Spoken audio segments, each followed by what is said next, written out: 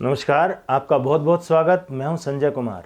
जैसा कि आप जानते हैं कि झारखंड में से सरकार जो है वो गिरफ्तार हो चुकी है।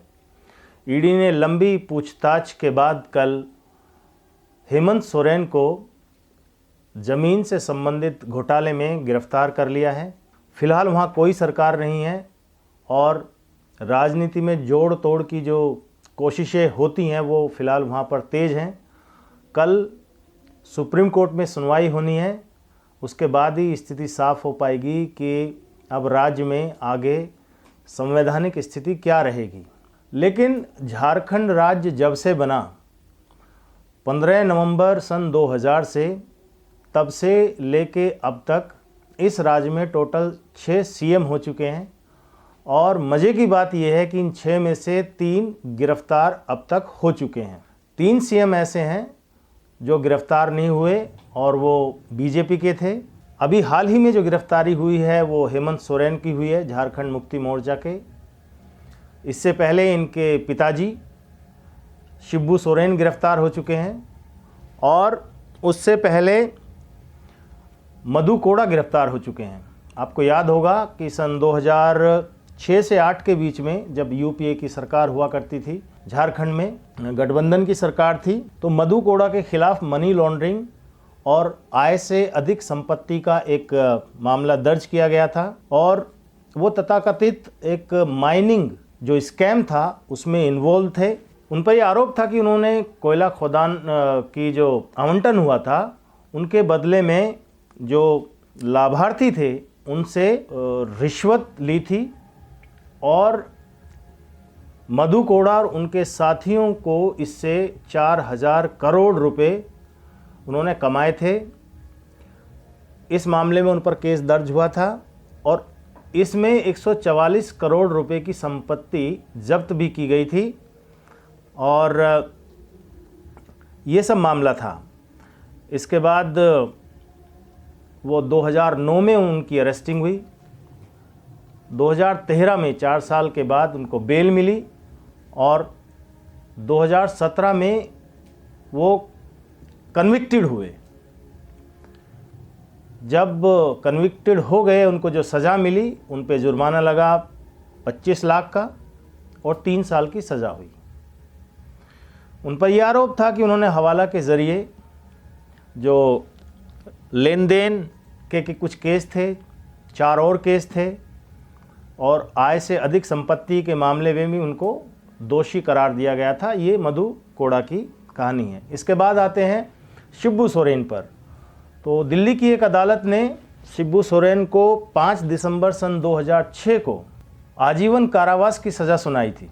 उन पर आरोप था कि 1994 में उनके जो निजी सचिव थे, उनका नाम था शशिनाथ झा, उनकी हत्या का आरोप उन पर लगा था और उनको दोषी भी पाया गया था उनकी हत्या का। निचली अदालत में उनको, दिल्ली की एक अदालत में ये मामला चला, उनको दोषी पाया गया और उस वक्त मनमोहन सिंह की सरकार में कोयला मंत्री हुआ करते थे। उनको सन 2000 में दिल्ली हाई कोर्ट ने मामले को पलट दिया और जो डिसीज़न था उसको पलटते हुए उनको बरी कर दिया गया था सबूतों के अभाव में। और उसके बाद अप्रैल सन 2018 में सुप्रीम कोर्ट ने भी हाई कोर्ट के इस फैसले को बरकरार रखा था। तो ये 3 सीएम थे झारखंड के। ये राज्य बना सन 15 नवंबर सन 2000 को और उसके बाद में 6 सीएम थे और 3 बार इस राज्य में राष्ट्रपति शासन भी लगा। तो कुल मिला के इस राज्य की स्थिति रही। अब फिलहाल जो है चंपई सोरेन हैं, वो विधायक दल के नेता चुने गए हैं क्योंकि हेमंत सोरेन की जब जो धर्मपत्नी हैं, जब उन पर सहमति नहीं बन पाई पार्टी में कल्पना सोरेन के नाम पर, तो फिर चंपई सोरेन का नाम आगे किया गया और सबने उनको विधायक दल का नेता चुना और फिलहाल उन्होंने शपथ नहीं ली है। लेकिन झारखंड में फ़िलहाल जो विधायक हैं वो कुछ विधायक हैं जो लापता हैं, कहीं पता नहीं चल रहा कि कहाँ हैं कहाँ नहीं हैं, और ये माना जा रहा है कि ये जोड़ तोड़ की राजनीति वहाँ पर अब शुरू हो गई है। जो बीजेपी के विधायक रहे उनमें से एक थे बाबूलाल मरांडी, अर्जुन मुंडा और रघुवर दास। ये 3 बीजेपी के यहाँ पर सीएम रह चुके हैं, लेकिन इन पर ये आंच नहीं आई, या यूँ कहिए कि उनको इस स्थिति का सामना नहीं करना पड़ा जैसे कि शिबू सोरेन, हेमंत सोरेन और मधु कोड़ा को करना पड़ा था। तो ये है, फिलहाल तो सरकार गिरफ्तार हैं। एक और सरकार हैं, उन्हें ब्रह्मांड का सबसे कट्टर ईमानदार आदमी कहा जाता है, उनको भी कल या परसों ईडी ने बुलाया है फिर से 5वां नोटिस देके।